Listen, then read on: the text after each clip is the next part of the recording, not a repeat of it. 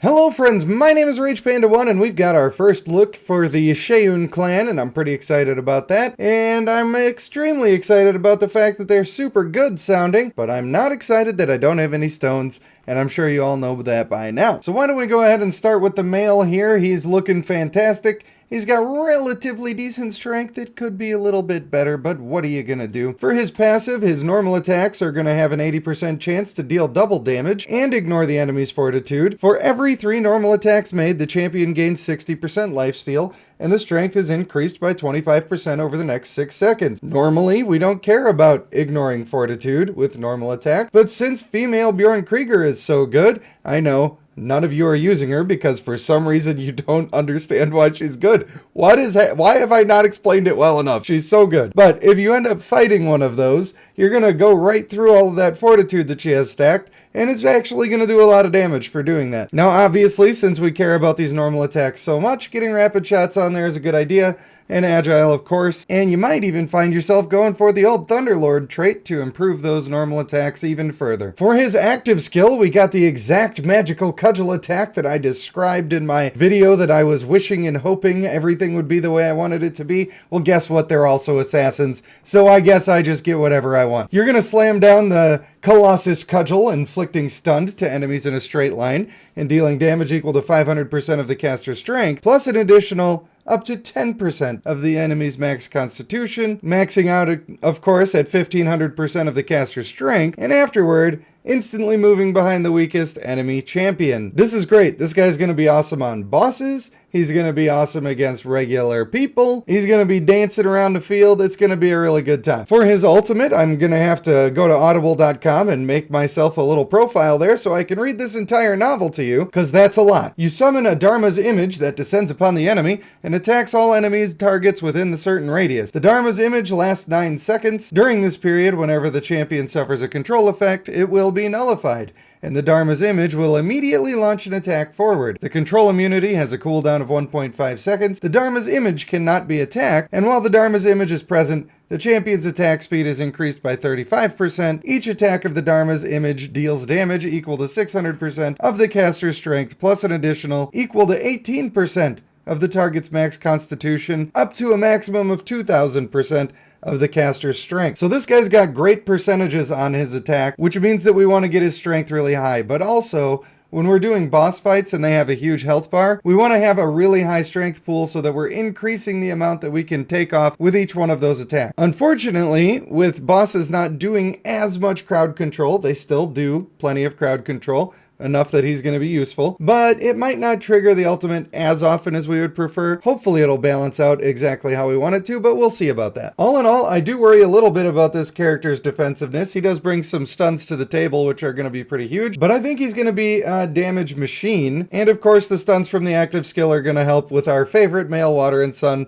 which we have to consider in every single comp that we talk about for some reason. Traditionally, lifesteal has not been very good, but this version of lifesteal might actually be kind of good. If you're getting 60% of the damage you're doing, then that's pretty decent, and we can't hate on that. If it works like some of the lifesteal that we've seen before, though, it's just not going to be enough. I think this one will actually be good enough to make him viable. I do think that you're going to be seeing this guy doing just an absolute ton of damage, and I'm hoping that he's worth putting on all of the teams that we want to put him on, but somehow I feel that people are going to prefer the female, and we'll see. We'll just have to see about that. The great thing about the male, though, is that he's going to be good on any team you put him on. You don't have to work around him at all. He just goes in and he does his job. And I think that a lot of people like that. They like characters that are easy to use and that he doesn't care about synergy all that much. Like, give him a bunch of buffs and watch him go. Obviously, healing and sustain is going to go a long way to helping him do that, but that's true for everybody. For the female, this is going to sound a little familiar to you, just a little bit. When the champion's constitution is lower than 80%, 50%, and then 20% for the first time in combat, the champion slips into the void for 5 seconds and creates a decoy that lasts 15 seconds. The decoy inherits all base stats of the champion and can cast skills. While in the void, the champion becomes invincible, gains 80 energy per second, but is unable to move or take actions. After 5 seconds, the champion launches a sudden strike from the void against the weakest enemy, dealing damage equal to 80% of the champion's strength. That is a super weak attack. I don't even know why they cared to put that there, but I guess it's better than a needle in the eye. Now, the way to combat this might be to just hit her with huge damage all at once, and then maybe it only triggers one time, or maybe you kill her outright before it gets the chance to trigger. But if you have to deal with her being immune to damage 3 times in the same match, this is going to feel like female Devala all over again, and when we get into other things, it's going to sound like the male Bloom. I don't think that the energy gain is that huge of a deal. Obviously, it's nice, but you have to assume that if she's not taking damage and she's not personally attacking, she might not be getting any normal energy regeneration, so it might just balance out rather than being a benefit. But the damage immunity that she's getting for a considerable amount of time throughout the battle, that's going to be a big deal. For her active skill, she inflicts immobilized on the target for 4 seconds. When the immobilized effect expires, it deals additional damage to the target equal to 60% of the total damage received during the effect. I think that means, it's not super clear, I think that means that when the immobilize is done, the character that was affected by the immobilize will take additional damage equal to 60% of the damage they had just taken while they were immobilized. That's how I'm reading that. That's how I assume that's going to work. And what's really crazy is that the duration of the immobilized effect doesn't stack, but the bonus damage does stack. That could be really wild. That could add up to a lot of damage. It could also add up to no damage if your team's not doing their job. But if you have decoys out and your decoys are all hitting this active skill on the same person, they could take, I don't know, a third of their health and damage,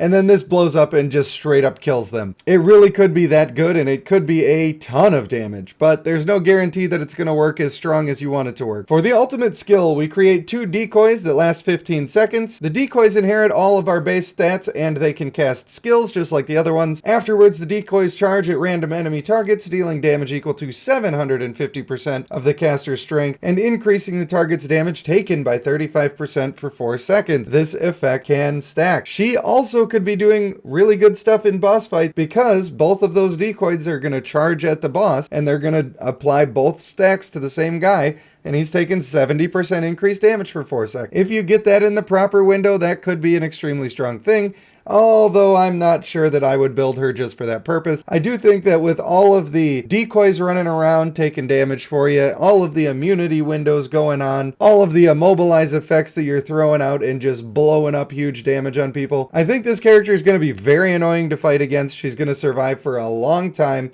and she's likely to do a lot of damage, especially if you have people who are also doing a lot of damage. But I wonder, is it important for us to have strong active skills on our other teammates instead of just strong ultimate? Because if her immobilize blows up after 4 seconds and it's on the active skill, then the odds that you're going to catch everybody's ultimates in that are not actually that high. Therefore, it's my belief that having strong active skills is going to be a very important thing for having her on the team. But I do think she's going to be very useful and very annoying and much harder to use than the male. Everybody always asks which one of them is better. I think they are both extremely good. I would like to have both of them built and try to mess around and see what kind of teams I could come up with for that. And since her decoys take some of the heat off of the male, and his stun does a lot of damage and boosts up her active skill, I think they actually complement each other pretty well here. I'd be excited to see what the clan trait is all about so we can figure out if stacking that clan trait is going to matter, or if it's just another dud like so many have been before it. To me, I like these sets of skills. I think that there is a small degree of complication with them, but overall they're pretty simple in design. Simple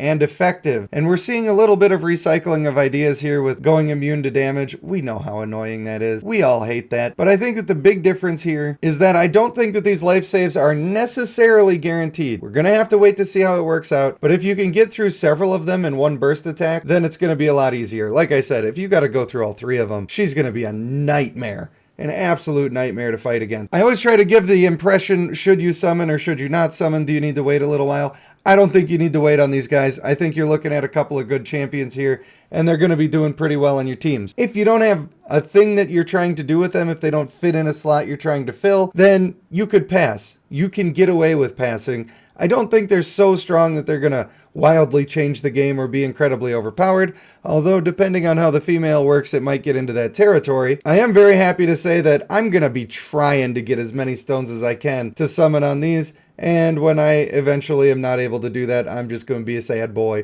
A little sad panda over here, so feel free to donate to the Stones Fund. But more importantly, show up to the summoning stream, which will be happening during the weekly reset. That is Wednesday at 6 p.m. Central Time, where I will be streaming on YouTube every week for the foreseeable future during the weekly reset, so we can have all the fun antics that we like to have. And this week, we get a dramatic reading. We get a ton of summoning, and I might even summon for you if you meet me there on the day. And one more quick thing, I am curious to see how the immobilize effect is going to work in terms of the male Bjorn Krieger who's trying to leap across the map. He tends to ult very fast. This is her active skill causing an immobilize, and if she stops him from leaping into the back lines, that could be really strong as well. So she has a couple of things that we need to wait and see how it's actually going to interact, but I have a feeling she's going to be very strong, very annoying, and she's so pretty. I want it and I need it, and I hope when I make hybrids with these that I get the horns. Please,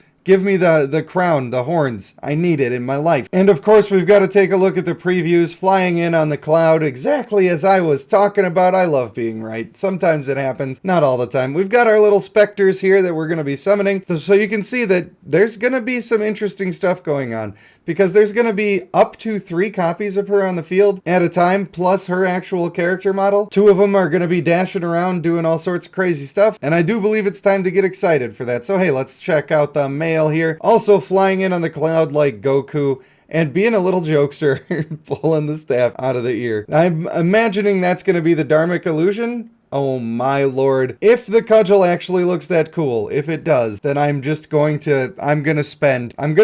Hold me back. Hold me back. I love it too much. Can't wait to see what the event is. I hope it's like the fishing one where I can sneak in, like 150, 200 stones off of that. We'll see how it goes. Well, that is my first look on the old Seun clan. I hope everybody learns how to say that word real fast, otherwise it's going to be weird, it's going to be awkward. Now I know my camera's doing a little fuzzy thing over here, and I'm just as unhappy as you are about it, but we'll burn that bridge when we come to it. For now, I want to thank you for watching. I have been Rage Panda 1, and I will see you in the next one.